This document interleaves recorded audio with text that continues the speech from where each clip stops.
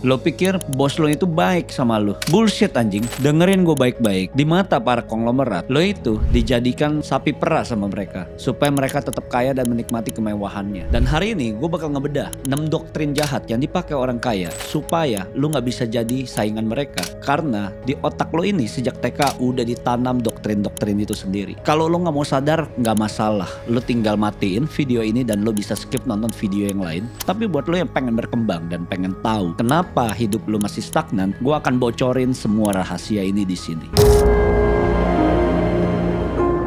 Di poin pertama ini, yang harus lo ketahui, kita sudah mengalami kebobrokan sistem sejak kita kecil, salah satunya ketika kita TK. Pada saat sekolah, lo disuruh duduk, lo dengerin guru lo. Dan sekarang kemana? Lo gak jadi apa-apa kan? Lo malahan jadi NPC, non-player karakter, yang dimana lo cuma nontonin tuh orang di sosmed. Karena pendidikan yang kita dapatkan itu udah didesain supaya lo itu gak bisa berkembang dan menjadi saingannya orang-orang kaya. Sedangkan orang-orang kaya di luar sana, ketika mereka memiliki seorang anak, anaknya itu diajarin critical thinking. Bagaimana cara mengelola uang yang benar, bagaimana caranya mereka bisa bernegosiasi ketika mereka sudah dewasa nanti. Berbeda ketika pada saat lo di lingkungan keluarga miskin bahkan menengah, yang kita nggak pernah dapatkan akses itu dibandingkan orang-orang kaya. Hal ini yang gue sebut unfair advantage. Nggak semua orang memiliki kesempatan yang sama. Ada orang terlahir miskin, bahkan ketika mereka dewasa mereka akan miskin lagi. Gue juga bukan berada dari keluarga kaya. Orang tua gue juga nggak punya uang sama sekali, dan orang tua gue hanya bisa menguliakan gue ketika mereka menabung. Setiap tahun gak usah beli baju, bikin baju sendiri, makannya juga ngepas. Supaya apa? Supaya gue itu bisa punya masa depan yang jauh lebih baik. Dan setelah gue kuliah, gue juga harus kerja serabutan, bos. Gue juga tahu hidup ini gak adil. Jadi yang satu-satunya gue lakukan untuk merubah kehidupan gue apa? Gue harus sadar gue bukan dari keluarga orang kaya dan gue harus mendapatkan akses orang kaya. Yang gue lakukan, mendapatkan sebuah skill yang orang kaya gak punya. Salah satunya digital marketing. Dan disitulah hidup gue berubah ketika gue bisa bertemu sama banyak orang kaya yang mereka nggak menguasai skill digital marketing sampai akhirnya gue bisa masuk di lingkungan mereka. Coba lo lihat teman-teman lo yang dulu mungkin pada saat kuliah mereka mendapatkan IP 4 atau pada saat sekolah ranking 1 terus. Kemana mereka sekarang? Kerja apa mereka sekarang? Bisa jadi sekarang mereka jadi budak korporat di mana bosnya itu ialah orang-orang bego yang terlahir dari keluarga kaya, atau mereka yang dulunya bego di sekolah sampai akhirnya di lingkungan karir orang-orang bego itu jadi orang yang sukses. Gue nggak bilang pendidikan itu nggak penting, tapi yang gue pengen kasih tahu, pendidikan di zaman sekarang nggak relevan sama kehidupan realitas sekarang. Dimana yang seharusnya untuk menjadi seseorang yang sukses dibekali critical thinking, teknik negosiasi, teknik public speaking, tapi sekolah itu nggak mengajarkan lo bagaimana caranya lo menjadi orang yang sukses. Nggak pernahkah lo bertanya-tanya hal tersebut? Di poin kedua ini sangat penting dan sering terjadi di kehidupan kita. Ketika kita mendapatkan gaji, kita terkena jebakan cicilan itu sendiri. Kenapa gue bisa bilang ini ialah salah satu jebakan yang paling berbahaya? Karena ini salah satu trik kotor yang di-setting sama orang-orang pintar di luar sana. Ketika mendapatkan sebuah gaji setiap bulan,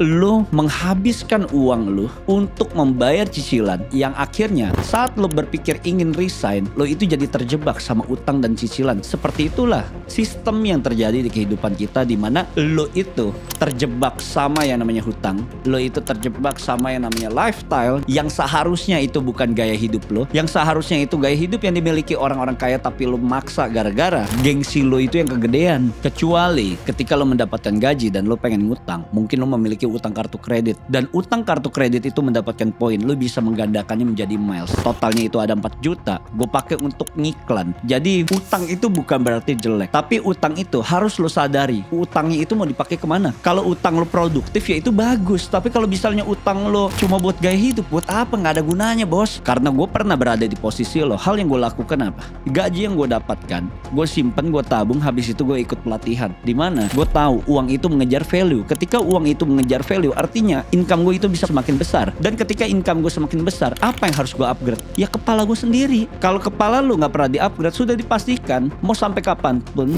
lo itu akan miskin selamanya. Bahkan yang gobloknya nih, ketika orang-orang kerja kantor, mereka pikir ya uangnya itu pasti, pendapatannya itu stabil, tapi lo nggak pernah berpikir kalau misalnya di saat itu lo kena PHK, apa yang terjadi sama keluarga lo? Lo pikir lo bekerja bisa mendapatkan uang pasti, tapi di saat itulah lo sedang terjebak dari sistem yang disetting elit itu sendiri. Poin ketiga yang harus lo ketahui ketika lo bekerja, lo sedang terperangkap dengan zona nyaman palsu. Orang tua lo sering bilang ketika udah dewasa nanti cari kerja yang aman aja ya nak, yang stabil, mending kerja sama orang, karena nanti kalau udah kerja ada tabungan pensiunnya juga. Berapa banyak dari lo yang sering mendengar ilusi tersebut? Sesuatu yang pasti yaitu ketidakpastian itu sendiri. Lo mau bekerja, lo mau berbisnis, semuanya itu nggak pasti. Ketika lo lihat gua berada di posisi ini, apakah gua mendapatkan uang pasti? Yang namanya bisnis itu nggak ada uang pasti. Yang pasti itu cuma kematian. Saat lo berpikir bekerja sama orang itu lo aman,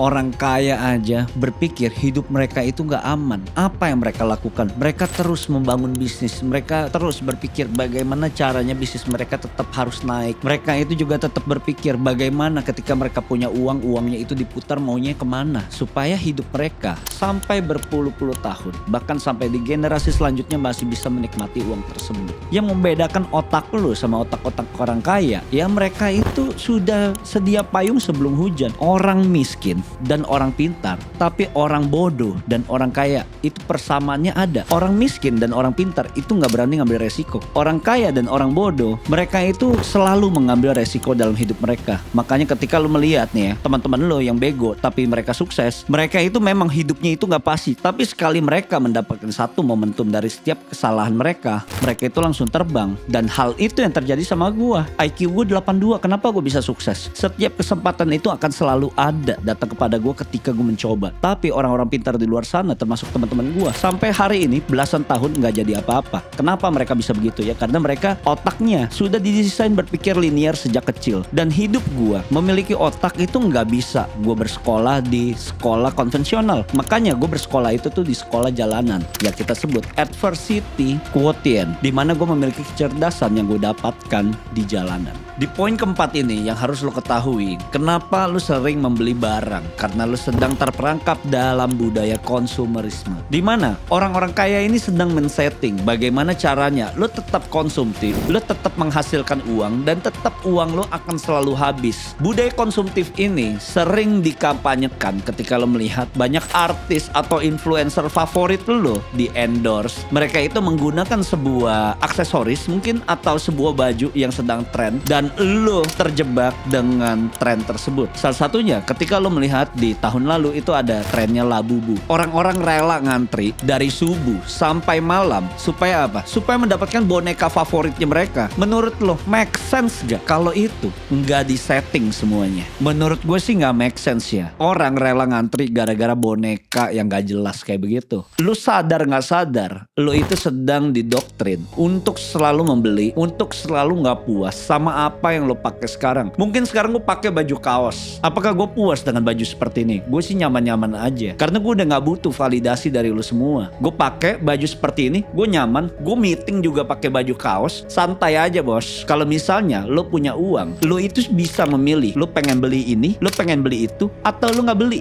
Karena kalau lo udah di fase gue, lo udah nggak butuh lagi validasi. Apapun juga udah bisa beli. Jadi kalau misalnya gue pengen beli baju, ya gue beli kalau memang gue lagi ada kebutuhan aja. Misalnya baju gue udah kelonggaran nih karena dulunya gue itu gemuk, gue jadi butuh size yang lebih kecil, ya gue beli. Seperti itu. Jadi beli apa yang lo butuh. Ketika gue menghasilkan uang 1 miliar pertama gue cuma beli iPhone 11 yang biasa. Gue nggak beli promek-promekan kayak lu. Karena yang gue beli fungsi. Gue pakai iPhone 11 gue itu buat konten, dan gue menghasilkan uang lagi gak dari situ? Ya jelas gue mendapatkan partner bisnis lagi dari situ. Kalau gue nggak membeli iPhone di saat itu, mungkin resolusi handphone gue jelek, partner nggak percaya karena gue kenal dari medsos. Setelah gue membeli iPhone 11 itu, gue pakai sampai akhirnya iPhone gue hilang. Jadi akhirnya gue membeli iPhone 13 Pro Max karena gue membutuhkan resolusi yang jauh lebih bagus pada saat gue ingin membuat sebuah konten. Sampai akhirnya memorinya sudah full, gue baru beli iPhone 15 Pro Max, dan gue pakai bos sampai sekarang nih iPhone 15 nih. Ini gue udah pakai 2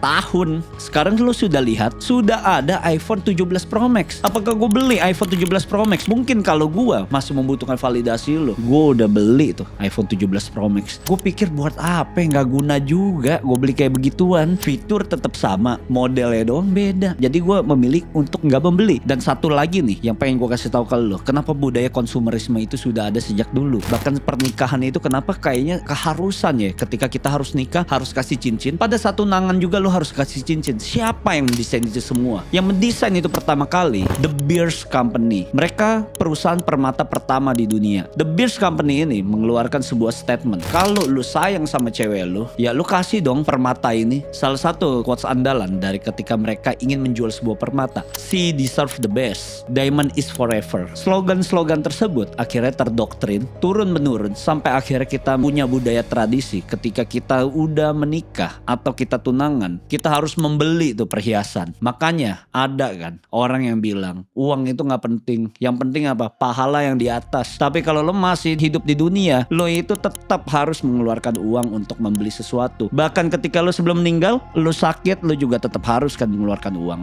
Poin kelima yang harus lo ketahui, kenapa orang kaya makin kaya? Mungkin lo berpikir, kalau kita mau makin kaya, maka kita harus bekerja keras, kerja cerdas. Itu yang sering lo dengarkan. Lo salah besar. Kalau lo pengen menghasilkan 100 juta doang, ya oke, lo bekerja keras. Tapi kalau lo pengen menyentuh miliaran pertama lo, ya lo gak bisa untuk bekerja keras doang. Maka yang harus lo punya, akses, leverage, network, semua itu yang orang kaya sembunyikan dari lo. Dan semua akses itu terkunci. Makanya percepatan gue bisa lebih cepat dari digital marketer lainnya apa? Ya karena gue bisa memiliki akses tersebut. Gue bisa menggunakan leverage yang gue punya. Gue bisa memanfaatkan networking yang gue punya. Kalau lu sudah masuk di lingkungan orang kaya, lu juga akan terheran-heran. Kok dia bisa ya kayak begitu ya? Yang tadinya mungkin pada saat gue miskin, gue berpikir untuk menjadi orang kaya hanya bekerja keras. Dan ternyata orang kaya punya 1001 jurus buat memanipulasi kalian semua. Dan gue sudah melihat di depan mata gue. Awalnya gue gak menyangka, anjing ternyata ada ya kayak begini ya. Mereka bisa memanipulasi apapun yang kalian pikir, semua itu berjalan jujur. Dan gue gak akan menyebut ini di sini karena akan sangat berbahaya sekali. Ternyata orang kaya bisa memiliki taktik yang seperti ini tapi legal dan bisa memanipulasi kalian semua. Gue memiliki cara pandang baru. Kita semua dimanipulasi. Bahkan kalau lo ingin menjadi bagian mereka, lo harus bisa memiliki bargaining power yang tinggi sampai akhirnya mereka juga mau memanfaatkan lo